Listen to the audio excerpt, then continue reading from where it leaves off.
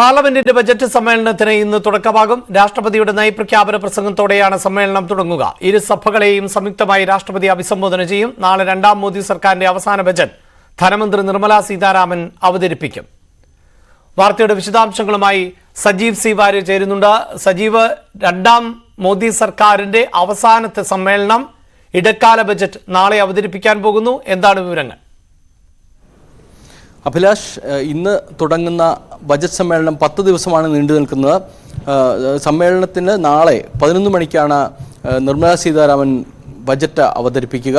ബജറ്റിൽ ക്ഷേമ പദ്ധതികളുടെ പ്രതീക്ഷ വേണ്ട എന്നാണ് മന്ത്രി വ്യക്തമാക്കിയിരിക്കുന്നത്. എന്നാൽ വലിയ തോതിലുള്ള പ്രഖ്യാപനങ്ങൾക്ക് സാധ്യതയുണ്ട് എന്ന് തന്നെയാണ് നിയമ സാമ്പത്തിക വിദഗ്ധർ ഒക്കെ തന്നെ പ്രതീക്ഷിക്കുന്നത്.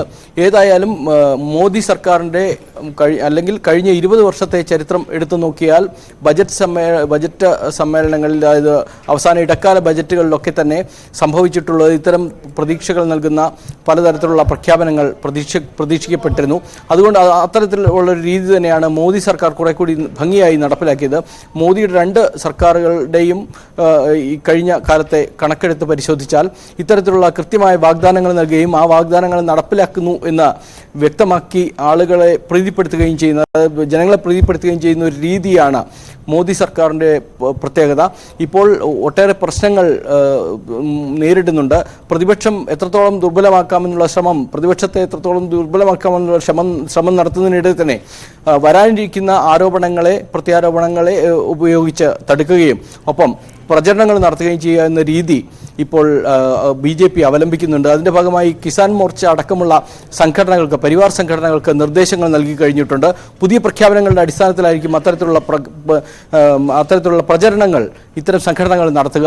അതിൻ്റെ ഭാഗമായി കർഷകർ ഒട്ടേറെ പ്രശ്നങ്ങൾ നേരിടുന്നുണ്ട്. ഇതെല്ലാം തന്നെ ഇന്ന് മുതൽ തുടങ്ങുന്ന ഈ സമ്മേളനത്തിൽ ഉന്നയിക്കാൻ പ്രതിപക്ഷം ഉദ്ദേശിക്കുന്നുമുണ്ട്. ആ തരത്തിൽ തൊഴിലില്ലായ്മ പ്രശ്നങ്ങൾ, അതുപോലെ വിദ്യാഭ്യാസ രംഗത്തെ അപജയം, അതുപോലെ മറ്റ് രാജ്യങ്ങളിലേക്ക് കുടിയേറുന്ന ആളുകളുടെ അവസ്ഥ. ഏകദേശം കഴിഞ്ഞ വർഷം 2022 കണക്കുകൾ പ്രകാരം 1 ലക്ഷത്തോളം പേർ അമേരിക്കയിലേക്ക് അനധികൃതമായി കടന്നു എന്ന കണക്ക് വരെയുണ്ട്. അത്തരത്തിലുള്ള ഒട്ടേറെ പ്രശ്നങ്ങൾ നേരിടുന്നുണ്ട്. ഇതെല്ലാം തന്നെ ഇത്തരം കണക്കുകളെല്ലാം ലഭ്യമായ സാഹചര്യത്തിൽ രാജ്യത്ത് ജനങ്ങളെ കുറെ കൂടി ക്ഷേമപരമായ മുന്നോട്ട് നയിക്കാനുള്ള നീക്കം നടത്തും എന്നുള്ളതാണ്. 2027 ഇന്ത്യ 3ാമത്തെ സാമ്പത്തിക ശക്തിയായി മാറും എന്നുള്ള പ്രഖ്യാപനങ്ങളൊക്കെ നിലനിൽക്കെ അതിനെ ബോധിപ്പിക്കാനുള്ള, അതിനെ വ്യക്തമാക്കാനുള്ള ചില പ്രഖ്യാപനങ്ങൾ ഈ ബജറ്റിൽ ഉണ്ടാകുമെന്നാണ് പ്രതീക്ഷിക്കുന്നത്. ഇന്ന് രാഷ്ട്രപതി ദ്രൗപദി മുർമു ഇരുസഭകളെയും 11 മണിയോടെ അഭിസംബോധന ചെയ്യും. അഭിലാഷ്, പാർലമെന്റിന്റെ ബജറ്റ് സമ്മേളനത്തിന് ഇന്ന് തുടക്കമാകുന്നു.